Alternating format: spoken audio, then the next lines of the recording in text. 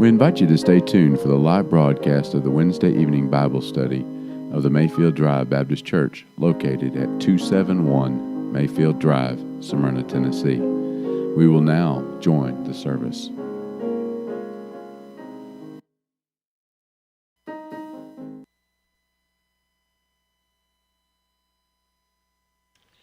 Thank you for joining us. Wednesday evening Bible study, Mayfield Drive Baptist Church, Smyrna, Tennessee.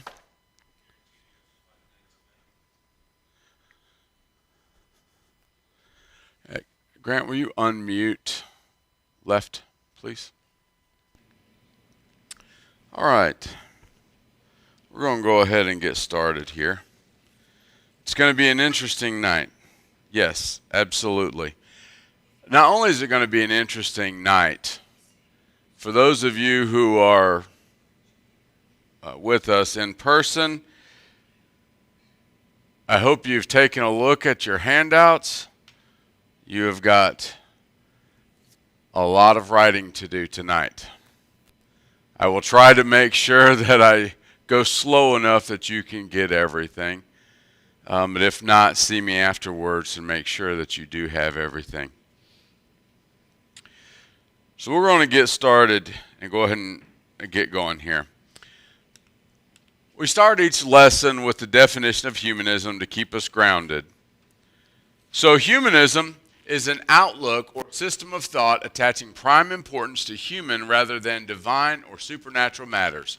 Humanists stress the potential value and goodness of human beings, emphasize common human needs, and seek solely rational ways of solving human problems. I heard something this morning, the nurse that was taking care of me. She's no longer a Christian, she's going to become a Jew, because the Jews believe that no matter what, you can be a good human from the time that you're born, and they don't believe in sin. We learn sin from our surroundings and our environments, and you can be a good person if you just try to your whole life. Wow. She doesn't need Jesus. She just needs to be a good person. Go on with your bad self. Yeah. What kind of Christian was she? That's right. That's a good question. All right. Well, today we will begin to look at the humanist doctrine of sexual permissiveness. That is a mouthful. Let me say. This is the fifth doctrine of humanism that we've been looking at. The fifth doctrine. Whew. It's hard to believe we're already in 5 doctrines. There's quite a few. Romans chapter 1, verses 24 through 32 very aptly describes individuals who are soaked to the core with humanism. Dr. Roberts used the word steeped. We talked about that in Sunday school. Steeped, soaked to the core.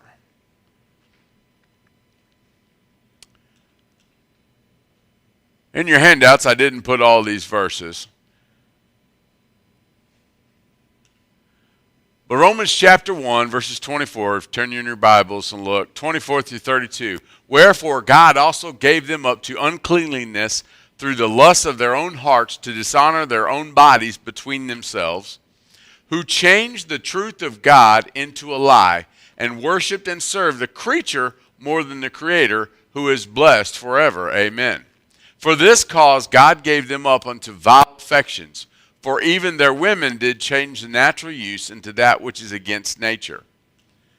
And likewise also the men, leaving the natural use of the woman, burned in their lust one toward another, men with men, working that which is unseemly, and receiving in themselves that recompense of their error which was meet. And even as they did not like to retain God in their knowledge, God gave them over to a reprobate mind to do those things which are not convenient, being filled with all unrighteousness, fornication, wickedness, covetousness, maliciousness, full of envy, murder, debate, deceit, malignity, whisperers, backbiters, haters of God, despiteful, proud, boasters, inventors of evil things, disobedient to parents, without understanding, covenant breakers, without natural affection, implacable, unmerciful, who, knowing the judgment of God, that they which commit such things are worthy of death, not only do the same, but have pleasure in them that do them. That's a mouthful. Now, before we go any further, Paul was writing this church to the Romans. All these things that he writes here were happening in Rome at that time. Does that sound familiar? We know what happened to Rome not too long after this, if you look at history. So these verses will be looked at much closer when we look at the biblical principles violated. We're going to look at these verses real close. Not at this moment. We got to get through the doctrine first, what it means, where we find it, what all it's all about, before we look at the biblical principles that it violates. But because of its nature, it is difficult to deal with this doctrine adequately.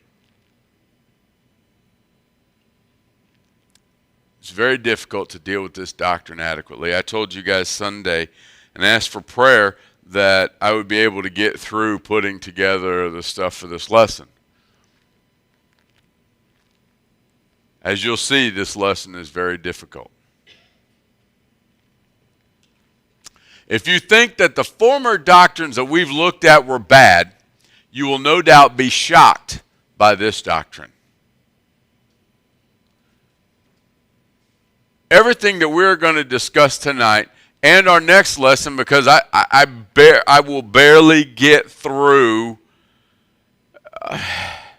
I'll be honest, I will struggle to get through the slides I have for tonight, much less, and this is just not even a third of what we're going to be looking at for this doctrine, okay? There are those that say that this material has no business being discussed outside of the bedroom, and then only between a husband and wife. This is the type of thinking and attitude that has allowed the humanists to go as deep as they want into perverseness and had been allowed to propagate this filth into our society and school systems. Very strong statements. Which one are you looking for? Okay, the first one does. Has allowed and then it's been allowed. Been allowed. Has allowed and been allowed. This thinking that what we're going to talk about tonight shouldn't be discussed in church. Shouldn't be even discussed outside of the bedroom, and only then between a husband and wife. That type of thinking is one of the main reasons why God's people struggle with these things. If you are alarmed, yes, it did.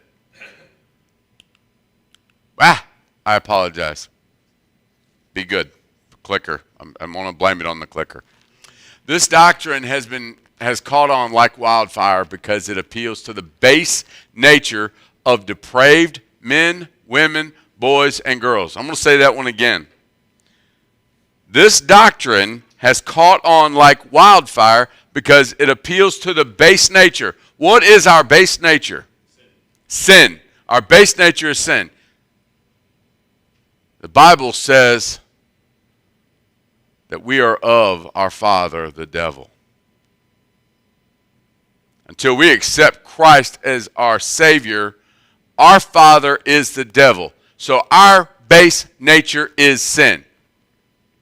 So this doctrine appeals to that sinful nature of men, women, boys, and girls. I don't care what the age is, it appeals. Our base nature. Humanism appeals to us. It's what we want. Even as a child of God, this is what you want. This is what I want. But it's not what God wants. Are you alarmed at the sexual permissiveness between men and women, boys and girls, and even the public acceptance of homosexuality in all its forms. I say all its forms because it's not just man on man, it's not just woman on woman. It's so broad, there is no parameters anymore. If you are alarmed by these things, then by the time we are finished tonight, by the time we're finished tonight, I hope you're mad, honestly, because I am. But by the time we're done with this lesson, I hope that you see why America has almost become like Sodom and the cities of the Jordan River Valley, which God destroyed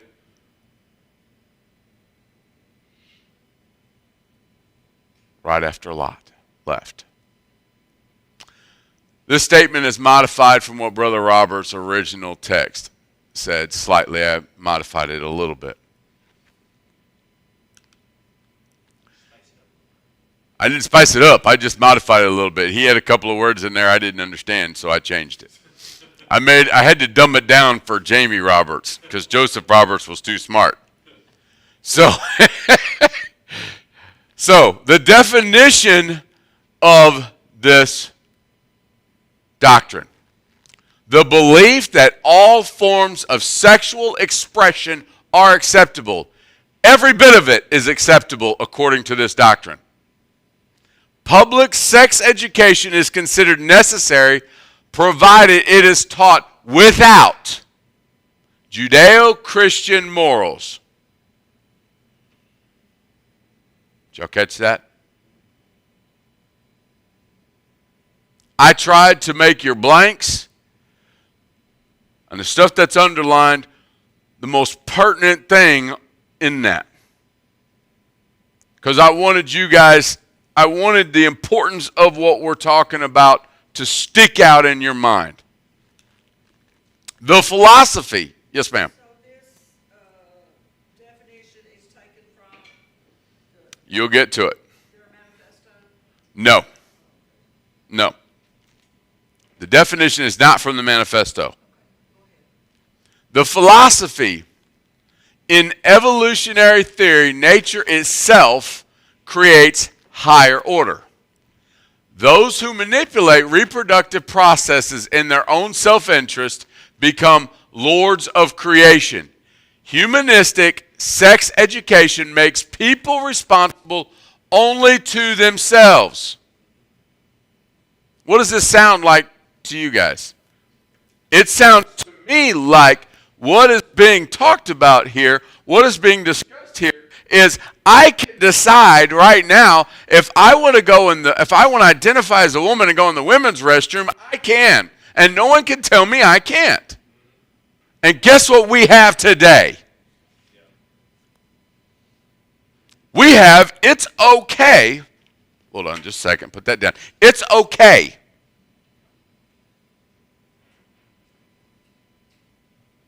to do that.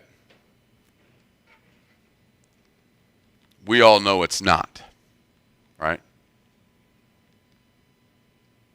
Fundamentally, I know a guy's a guy and a girl's a girl, right? I mean, I'm not real smart. But when you're born that way, you're born that way, all right? I don't have a bunch of degrees after my name to understand. It's pretty simple. The DNA can't change. I don't even understand what DNA is. But I do know it doesn't change. The definition is quoted from the Mel Gabler's pamphlet T588, Humanism in Textbooks, Secular Religion in the Classroom, copyrighted 1983, page number 4. We referenced this material previously. The philosophy is quoted from IBID, page number 4. The doctrine, as it is found in the Humanist Manifesto too. You asked where we get this from, right? So the definition and the philosophy is taken from the Humanist Manifesto, all right, and simplified into a definition and a philosophy by these two different publications. All right, and that's what we're using. However, we go back to the source to get a little bit more material for you so you understand that we're not just taking someone else's word for it. We're actually going straight to the Humanist Manifesto 2 to get the material from, okay? So, principle number 6. In Sunday school, we looked at some of the principles. I don't know, those that took the Humanist Manifesto 2 home with them, I hope you got a chance to read it. And you might have thrown it up in the trash can after you were done reading it, but I hope you did read it. So principle number 6, in the area of sexuality, we believe that intolerant attitudes often cultivated by Orthodox religions and puritanical, thank you. I thought that was correct, but cultures unduly repress sexual conduct. Okay, look at that again. I don't repeat it just because I like hearing myself talk. I think it needs to be repeated just because it's hard to wrap your head around it. In the area of sexuality, we believe that intolerant attitudes often cultivated by Orthodox religions and puritanical cultures unduly repress sexual conduct.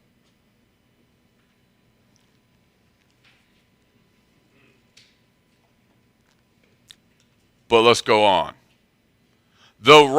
It continues, the right to birth control, abortion, and divorce should be recognized. The right. I'm sorry.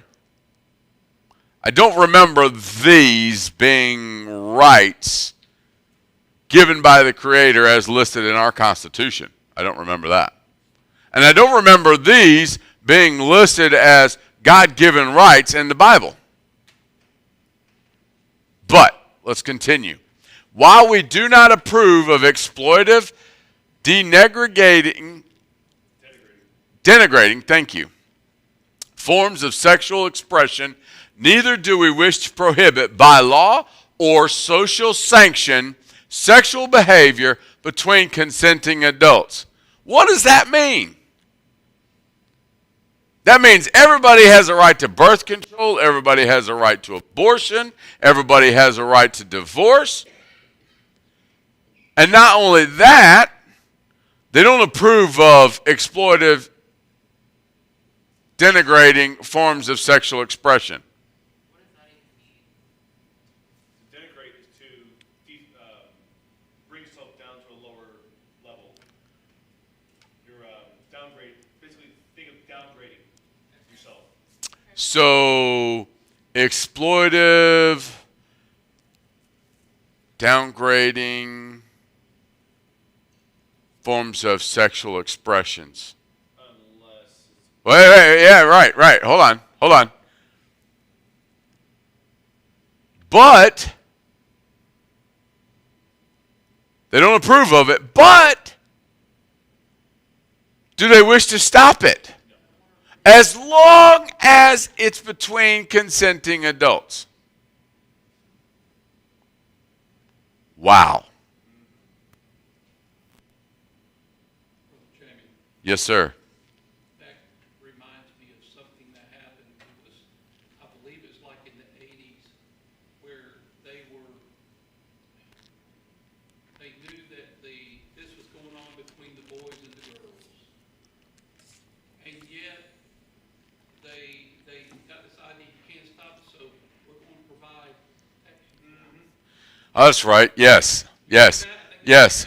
It was teetering. Late 80s. Late 80s. We're going to talk about that. I didn't read through this. I said, We're going to talk about that a little bit. We're going to get into that. yes.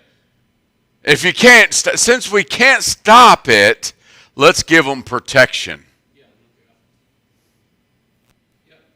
I will never forget hearing a parent say, well, we can't stop from drinking, so I want them to drink at my house so I can make sure nobody gets hurt. The cool parent parties. So we can't stop the kids from having sex, so we're going to make sure we give them protection. And then that has gone to now we've got the morning after pill. Just to make sure, in case they were too drunk or too high to don't remember if they used protection or not. Don't want to ruin their lives, so give them the morning after pill. Right? And then a 15-year-old girl can go and get an abortion done without parents' consent now. Okay? Slippery slope. We're going to continue. This doctrine, as it was found in public school textbooks, I've mentioned numerous times, so I'm going to say it, but I'm going to say it again. Dr. Roberts wrote this dissertation in 1983, 1984. So the textbooks that we're looking at are 1970s, 1980s. Okay? But I promise you, you'll find the same or similar material in textbooks today. First quote we're going to look at, found in Life and Health, copyrighted 1980. This is for grades 6 through 12. Homemaking Students Edition, page number 161. This is a caption for a picture. Okay? Adolescent petting is an important opportunity to learn about sexual responses and to gratify sexual and emotional desires without a more serious commitment. If that does not make your skin crawl, I don't know what does. Did you notice that now boys and girls are dating younger now? It just blows my mind. What? Oh, I know. And then they talk about, oh, it's cute. They're in preschool. They're going to get married. It's so cute. No, it's not. That last word is commitment.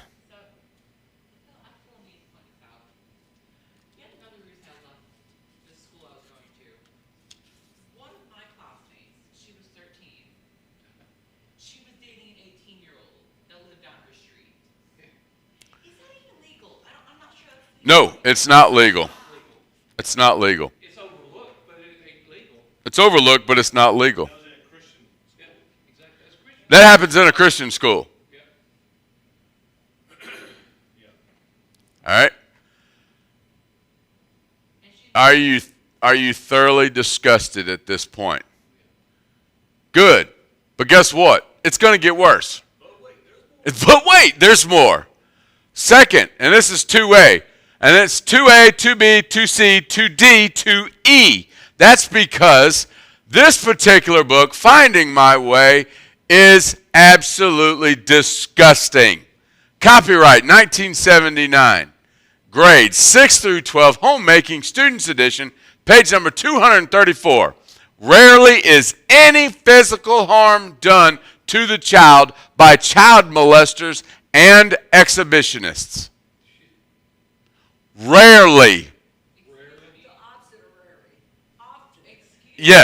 Yes. But this is what children were seeing grades 6 through 12 in their textbook.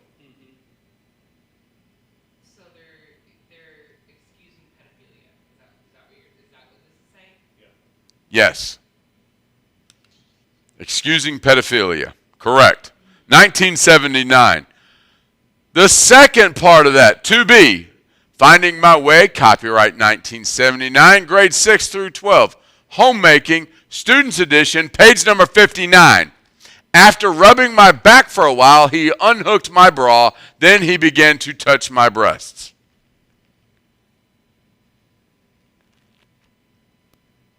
I'm glad Dr. Roberts didn't quote the rest of it. That upsets me in so many ways. What age was the point of view from? 6 to 12 year, 6th grade to 12th grade. Yeah. Yeah. But it's younger now. But it's younger now. That's right. 2C, Finding My Way, copyright 1979, grades 6 through 12, homemaking, students edition, page 218. And I'm sorry for anybody watching the video, listening to the radio, here in the audience tonight. I'm going to say something that I'm going to read this quote. So if it offends somebody, I apologize. Oral genital sex happens when one partner uses the mouth to stimulate the sex organs of the other. A large percentage of partners experiment with oral genital sex.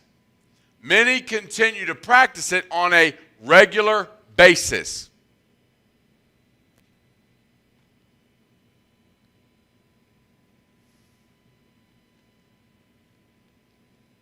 That's 6 to 12-year-olds. 6 to 12 graders, grades 6 through 12. 1979, folks.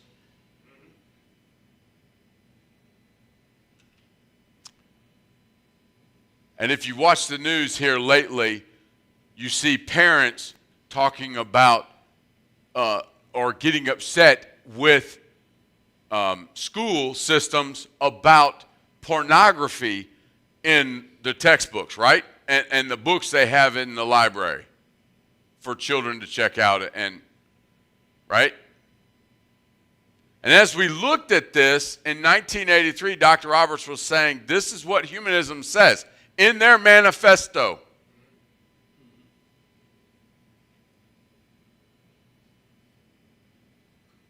And in our ABA seminaries, they're like, oh, that's not true. You can't do that. You can't prove that. That's... Brother Jamie, Yes, sir. before we move on, this is interesting. I mean, this just blows my mind. But this week I was the history of television, and then along came VCRs, and then along came cable. And children were exposed to things that back then they thought it was bad, but they're not just, I mean, just for a few hours. But now, look what they're exposed to now. You're right. 24 hours a day now. You're right. And mom And dad what you can find on here, makes what cable television look like baby stuff. yes, makes what you can see on the TV nothing. Like, Yes, yes. now y'all understand why I asked for prayer when I was going through this. 2D, again, same book, Finding My Way, copyright 1979, grades 6 through 12. I keep repeating this, folks, okay, because if you're listening on the radio, I want to make sure you understand where this quote was found. But also at the same point and the same time, I want everybody to understand this was a textbook In the 70s. in the 70s. Yes. Okay? Students edition, page 218. A person with variant sexual interests is not necessarily bad, sick, or mentally ill. I'm here to tell you that ADA, which is the American Doctors Association, still listed homosexuality as a mental illness up until the early 2000s. I have a question. Yes, ma'am. I know you were homeschooled, I'm gonna ask Jeremy. Were you in public schools? Yeah. What year did you graduate? 93. Okay, so was any of this taught in any of your classes that you went to? I don't remember any of, now granted, homemaking didn't touch any of this. Sex ed was always taught by the biology teacher. And the students were always separated, and they cancer or anything. Education when I went through What school. we learned was what the productive organs We learned a do, little bit of stuff in biology, but how nothing the to this baby depth. gets birthed and stuff like that. I wondered if teachers had not the right, but the choice to either teach from that textbook I think, or not to teach from see, that when I textbook. went through middle school, which is when this would have been taught, I was in East Cobb Middle in Georgia, and that wouldn't have flown in East Cobb. Period. Let me state something here, and I get exactly what you're talking about. Even to this day, Sister Twana can probably say this better than I can, but you have a specific set of books you are to use or curriculum sources, correct? That the school system, in this case, for you, Rutherford County has stated this is what you'll use as your source material for what you're teaching. And then as the teacher, you create your own syllabus from that, but you have to meet. Now it's gotten even crazier where you got to meet certain guidelines and tests and criterias and all this kind of stuff. The teachers that I know struggle to even teach their coursework because of all the stinking criteria. They've got to make sure this gets taught, this gets taught, this gets taught. They don't even really get into a lot of times their actual material, okay? So let me just say, I promise you, you will find this stuff in the coursework or in the books that make up the libraries, okay? Now, I've said previously, and I will continue to say, we need godly teachers. Because a godly teacher would not be teaching this in the classroom. A godly teacher would be like, yep, nope, that book aside, let's see, what else do I have to make my curriculum for my syllabus for my classwork, okay? But you also, these books wouldn't have made it home. There's no way that they would have had a Yes, homework. yes, and to that point, these books would never have made it home, okay? These would be textbooks that would stay at school, right? And no homework home. No homework. So was homemaking an elective or was it a required subject? Again, who knows, right? That's what I thought. But is it the same as what we call home ec? Yeah. Yeah. You know, again, I don't know. Again, this book came out the year I was born, so I honestly do not have a clue. Okay? Stop. One other thing, Brother Jamie, a person with varied sexual interests is not necessarily bad, sick, or mentally ill. This is making a revival. It's coming out from this professor that pedophiles, that goes, and I looked at the definition, there's pedophiles and different age groups that, we can't call them that anymore. Right, Because right. that's offensive to Yeah. them. Yes. So they're not really bad as long as they don't act Yes. on it. Yes. Yeah, that's the latest thing. Pedophilia is not a bad thing as long as you don't act on it. Exactly. But the thought is the first action. And that's the new thing. Again, what it makes the news now is stuff that's worse than this, that makes it home, handouts that make it home, or kids in class go, oh my goodness, my parents are not going to believe this. Click. And parents see it. And 9 times out of 10, take that and go to the media with it. You will not believe what they're teaching my kids at school. Oh, that's not happening. Oh, yes. Right? That's not happening. But the thing is, it is happening. How many times does it get addressed? Or how many times does it get blown up and happen? Now, we're hearing about it all the time. Episode after episode after episode, right? Why? Because it is commonplace. But now, with the advent of cell phones and the fact that our kids have them, They could say, they could like, man, my parents will not believe this. Send it home. We didn't have that. When I was in school, we didn't have that. Unless you took it home, and if you took it home, you were going to get a bad grade. Right? Again, a lot of this didn't make it home. Parents didn't know about it.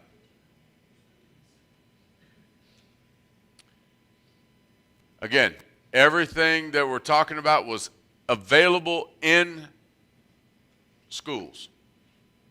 Whether or not it was used, doesn't matter. Remember one of the quotes that we had about children's literature? The war has already been won because they can put whatever they want in the libraries for our children to read. There is no stopping it. 2E, Finding My Way, copyright 1979, grades 6 through 12, homemaking. This is from the Teacher's Guide, page 10. Sister Twana, Teacher's Guide, that is something that you would use to make your syllabus or something along that line, correct? Or Yeah, to kind of help give directions on how to do certain activities. okay. This is an activity. Activity C, something, something, 1. Have students write a one-sentence statement on why sex urges can be fun for an adolescent. Why sex urges can be fun for an adolescent. There's no wrong or right answer. Yeah, it's like that other one that we had. There was no wrong or right answer. 3. There's several for 3. Again, because it's the same book. Person to Person is the book, textbook. Copyright 1981. High School Homemaking Students Edition, page 103. Venereal diseases are easily treated. Diseases of the private parts. Sexually transmitted diseases. Now it's not a big deal to have an STD. Brother Jamie, when you brought that up, it reminded me of a commercial. I remember, and they would sing it. I don't know if you remember Katie or Sheila, one of them. I don't know, but the title of the song is "VD is for Everybody." VD is for every. Yes. Kind of TV you watch? VD as in. It was when this was going on, and it was basically, it was not promoting sex, but it can happen to anybody. But the title of the song is VD is for everyone. You can check it out. It's, You know what? I believe you. I don't want to check it out. You can probably find it on YouTube. I know. Yes, you can probably find it on YouTube. this was, that was You were saying you probably can. You can probably find a clip of that old commercial. old commercial. Yeah, you can find clips of old commercial on YouTube all the time. So I'm sure you can find a clip of that. And it was this, I remember as a kid, it's like some commercials, like Twana's favorite commercial is, it must be Christmas, this kid on the slide. Yep. There's those commercials that you see that stick with you. Yeah. Brother Bernie says, VD is for everyone. That stuck in Brother Bernie's head. Well, you know what? I'm going to say this. I traveled all over the globe. And I'll never forget, I was going to Nigeria and had to see a travel doctor for getting malaria medication. So I had to go see a travel doctor, make sure all my shots were up to date. And he made mention of, well, you're going to Nigeria, so make sure you take plenty of condoms And if you do get something, make sure you come see a doctor, go see a doctor immediately. I was like, and he like was going down the list. I was like, dude, you don't need to go. Yeah, you could stop right there.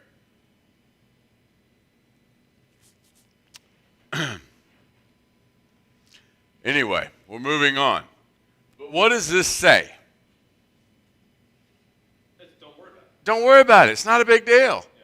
Just pop a pill, it'll be okay. You just pop a pill or whatever, and you're all good. Very few are treatable. And we're actually going to look at that a little bit later when we look at these quotes, okay? We're going to discuss some things about that, and I'll try to wait until then. 3B, person to person, copyright 1981, high school homemaking teacher's guide, page 115, activity 11. What are some of the positive values found in communal living? I didn't know there was positive values. Well, unless you don't if you don't like working and you mind, don't mind living off of everyone else's sweat, and, Oh, but we do it together. It's Right. Yeah, Yeah. totally. Community. Takes a community.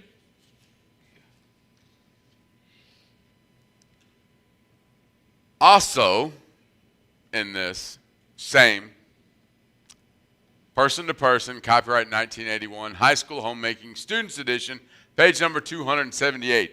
Delbert and Sally are living together while they are in college. They do not expect to marry. They feel that living together provides each with love, affection, and support. Minus commitment. That's not in there. I add that. Remember one of those other ones that was talking about sex and petting and all that without strong commitment? Here we go.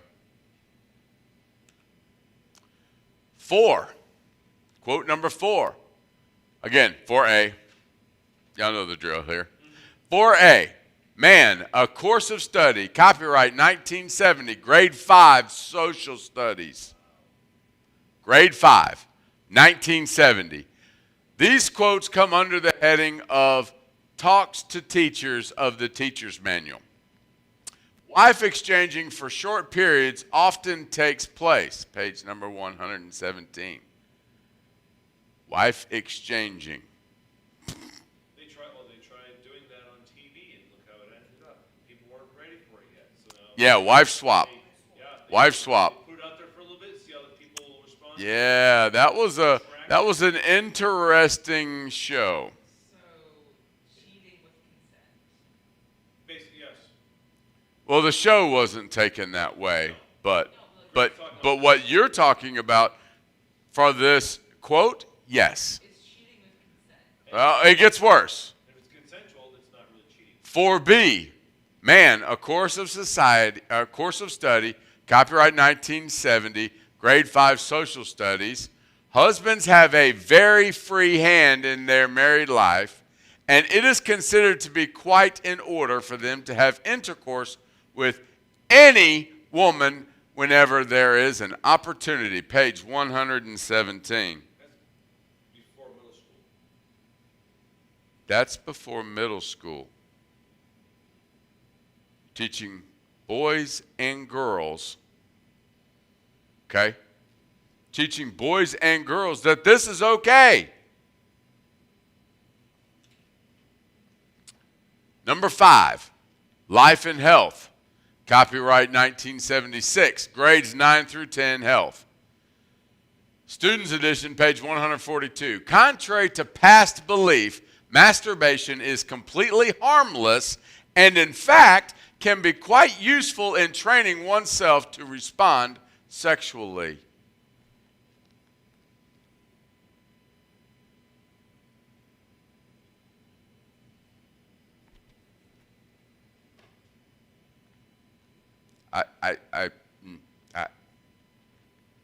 We're going to keep going because 6A, homemaking skills for everyday living, copyright 1981, grades 6 through 8 homemaking, students edition, page 107. Divorce is considered an acceptable way of solving a problem. You're getting 12, 13, and 14-year-olds, and you're telling them that divorce is an acceptable way of solving marital problems. And you've created marital problems by telling them when they were a little bit younger, it's okay to just sleep with whoever you want when you have the opportunity. For men,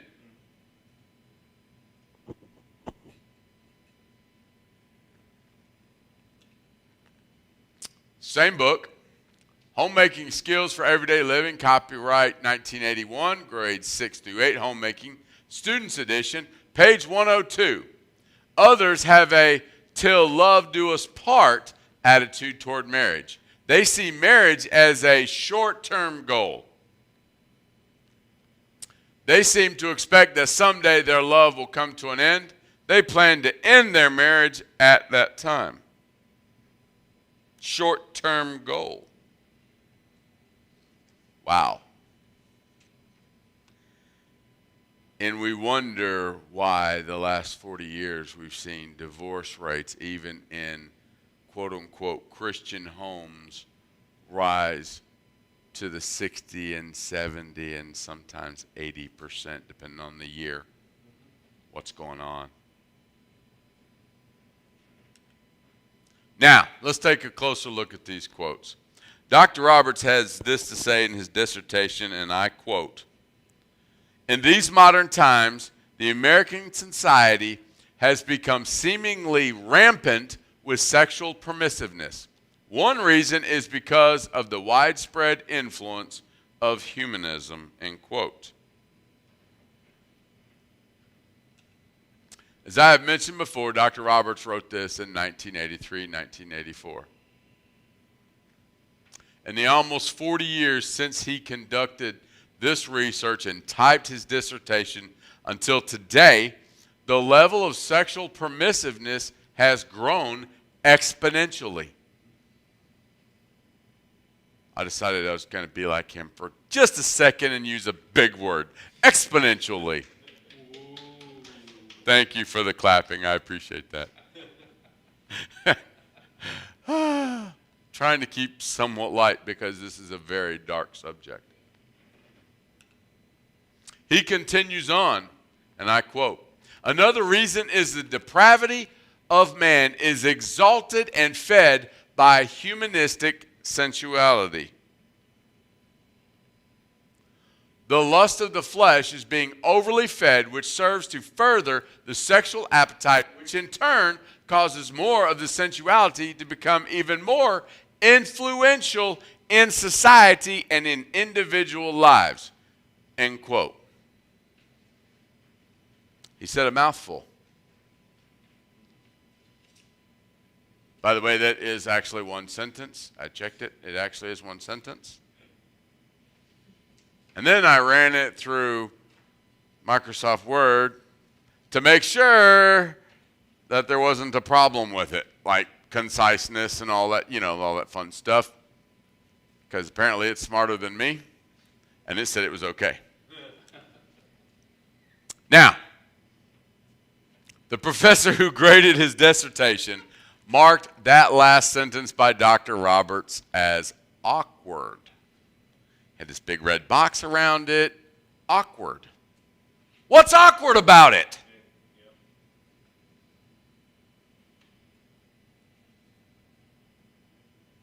Not sure exactly what was meant by his statement of awkward, but what was said by Dr. Roberts was accurate then in 1983 and 1984 and is fully evident now.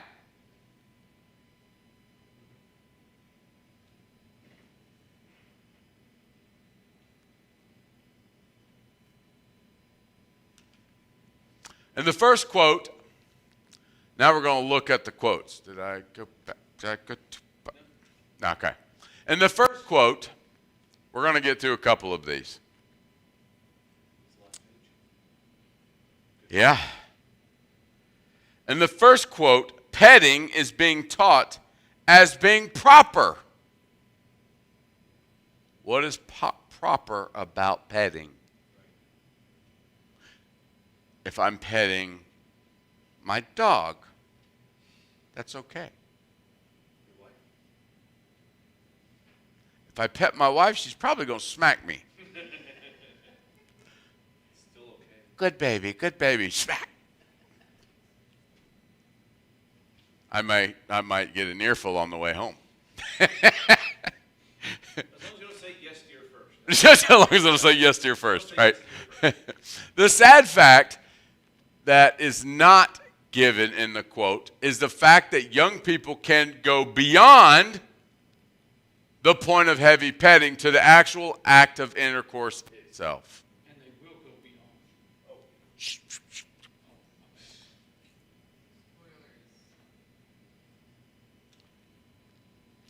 It is the rare young person who would be able to control themselves under such circumstances. I'm going to take that a step farther.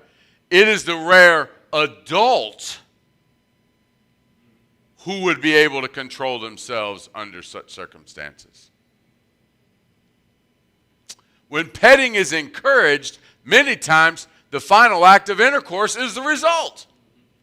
Should I say, most times the final act is the result. When I was working in the homes, the transition homes, where you had children who had been abused, sexually abused, and they went on to sexually abuse others at ages as early as 5, 6 years old, 4 years old. Yes.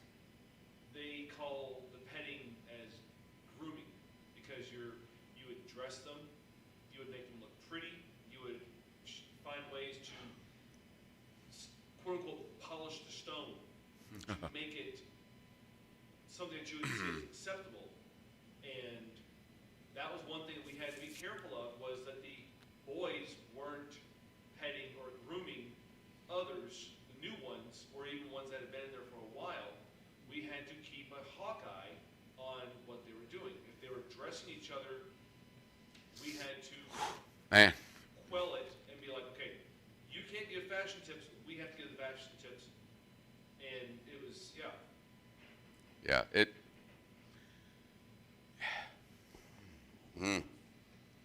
Disturbing.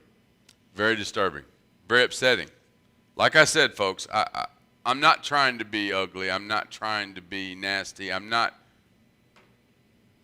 This is real. Okay? This is from the 80s, early 80s.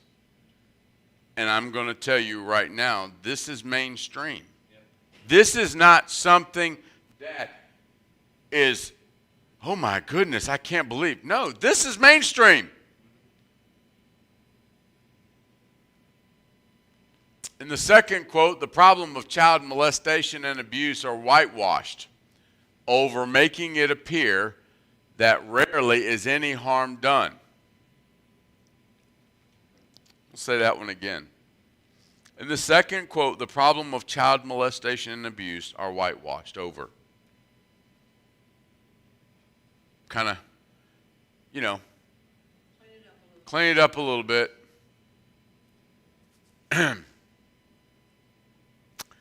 Making it appear that rarely is any harm done. I'm going to say this.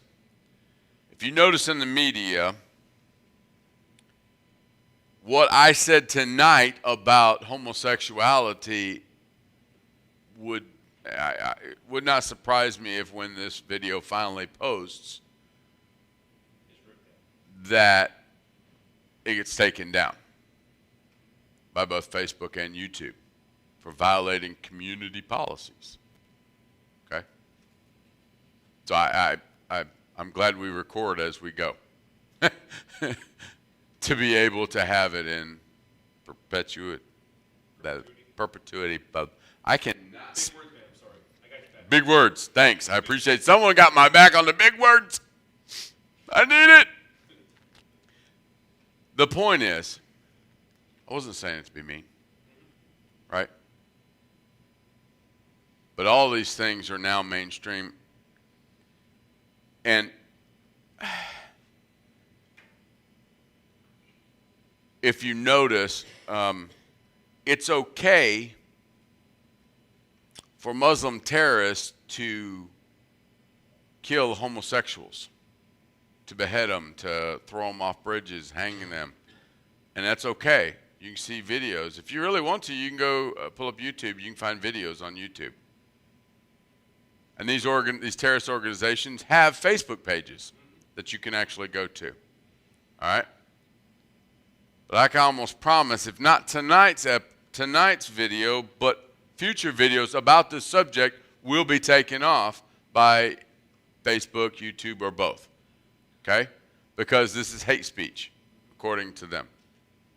But yet it's okay what others do. The problem is not what we're saying, is who we're saying it about. And who we are that's saying it. Okay? It's being whitewashed. That's today's example of whitewashing this issue. Brother Bernie was talking about that professor who was talking about you can't call them pedophiles because that hurts their feelings. That's whitewashing it.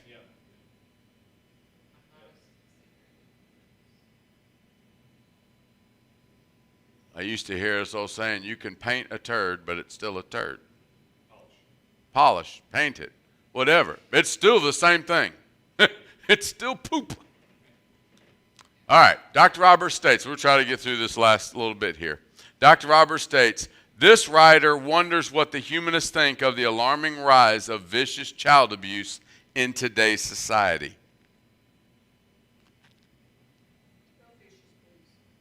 Vicious.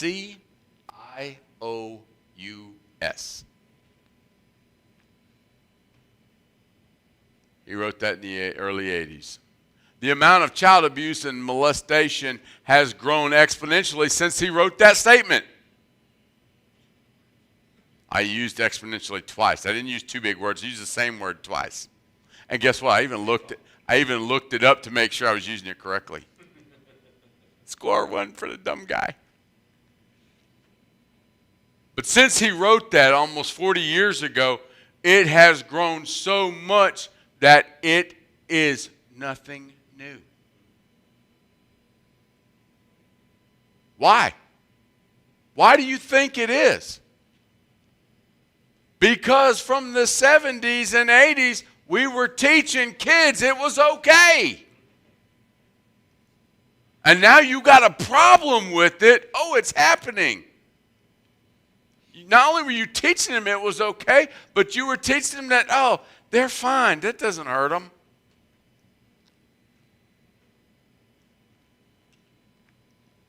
This particular textbook, Finding My Way, copyright 1979, remember I said that was a nasty one, becomes so graphic to the point of practically explaining how to become involved in the sex act itself.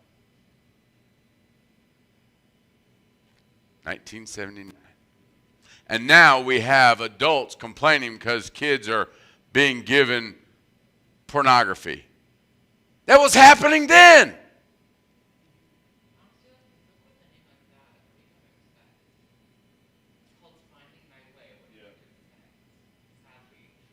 Looking back on it now, we think, finding my way, what do you expect to find in the book, right? But remember, in the 70s, homosexuality was not a big thing. That was a no-no. This, of course, arouses the interest of the young person who will then have the desire to see and try it for themselves.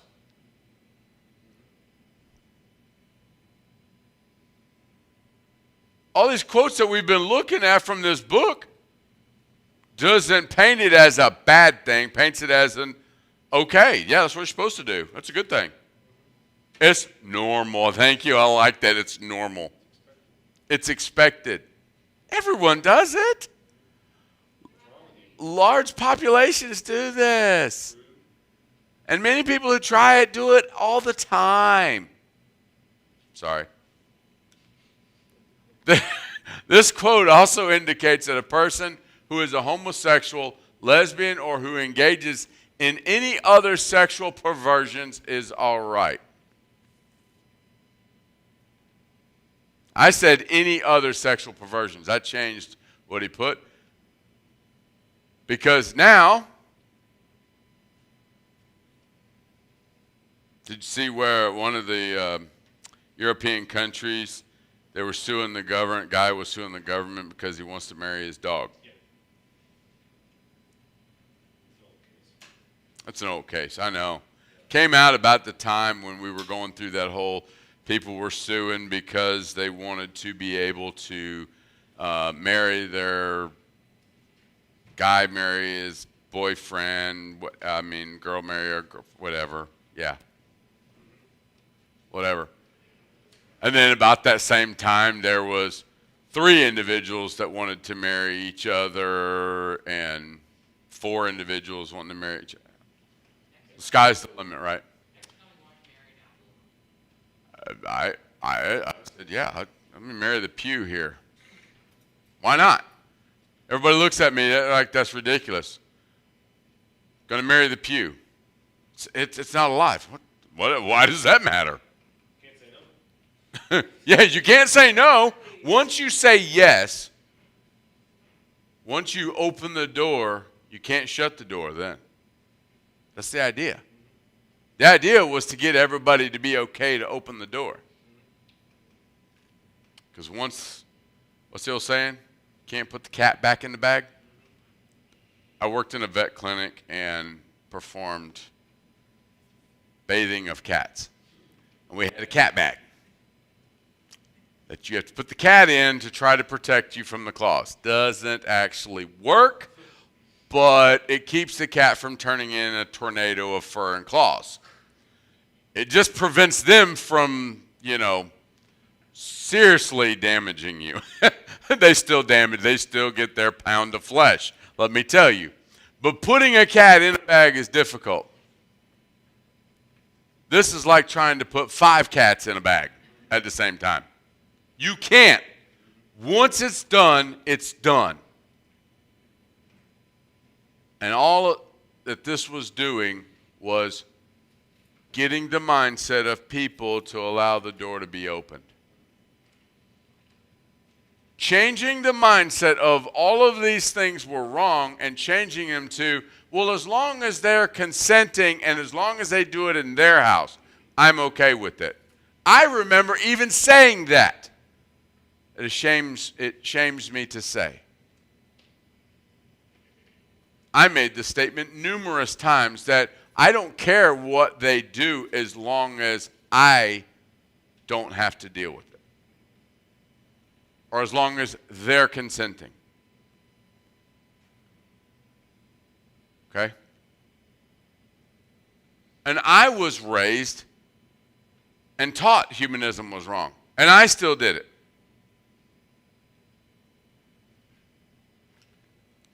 Next lesson, we'll continue to look at the quotes. And as you saw, there's a ton of quotes to look at. And we will look at those quotes. Hopefully we get through those quotes in the next lesson. And then the lesson after that, we're going to get into the really good one, in my mind, because we're going to look at the biblical principles that are violated by this doctrine. And that's where the rubber meets the road. Right? Anybody realize what brainwashing was going on behind the scenes? I'll be honest, I knew a lot about it, haven't been taught it, but again, like most kids, that's adult stuff. I don't have to worry about it. I didn't pay attention to it. And then as I got an adult, I wondered why some things would bother me so much, because it was in. The Holy Spirit used that to convict me that that was wrong. But I didn't know why it was wrong. I just knew it was. Something about it was wrong, and I just knew it was. Could never put my finger on so many things until now.